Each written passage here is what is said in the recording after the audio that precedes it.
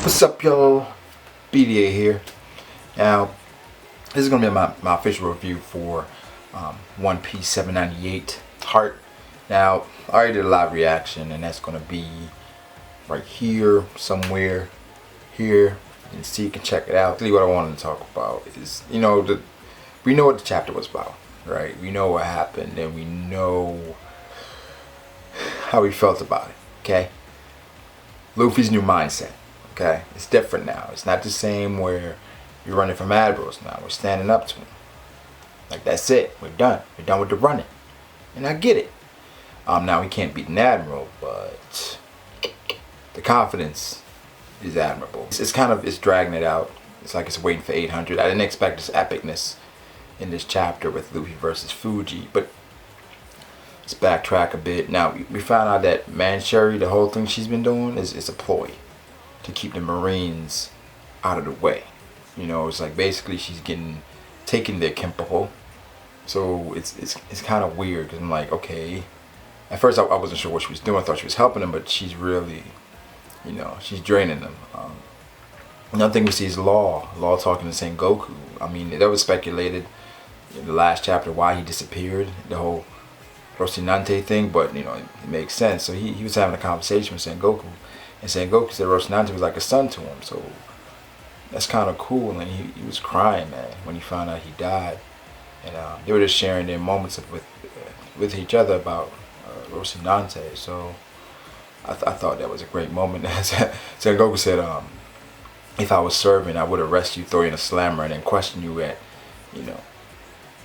however much I wanted to. But I was like, Sengoku, so what are you doing now? You're not in the Marines, or like?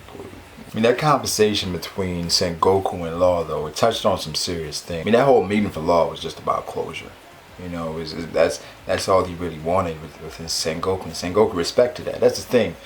We've seen him make some tough decisions as a Marine, in the past with the Marine Corps thing, with ending the war. It's like he take responsibility for it because he's a stand-up guy. He's really a stand-up guy, and a lot of times when he makes these decisions, it's morally the right thing to do. And it's like he's just conversing with Law about a mutual friend, and it's more than a friend to them. It's like, so that was a good moment. The meat of the chapter is basically Luffy's thing. So Law asked him about the D thing. Like, what do you know about the D? Not a lot. He said, that's what he says. I don't believe that. I believe Sengoku knows a lot about what the D means.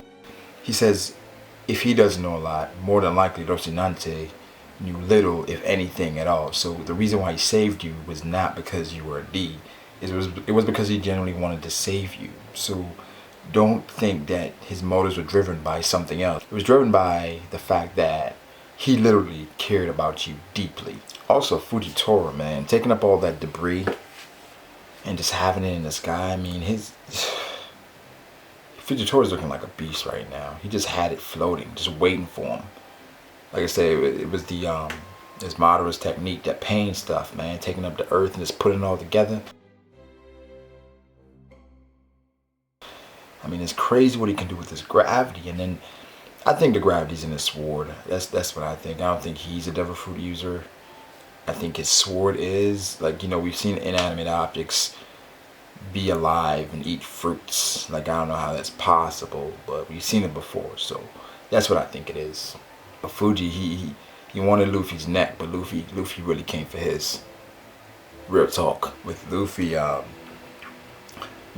he's running and going back to the port.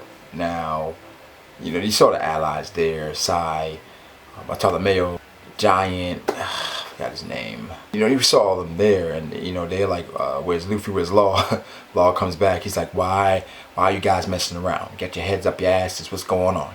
We need to get to the ship. They're like, we was waiting on you, what are you talking about? But then, Luffy comes and they tell him, yo, just go around Isho. Just go around him, and he's fed up, yo. All his interactions with admirals, they haven't been good at all. I mean, you can go to Kuzan, where he got murked. Kizaru, everybody got destroyed. He told him to run away. Then we can go to freaking Akainu. Akainu killed his brother. So his run-ins with admirals haven't been pleasant. So he's tired of that.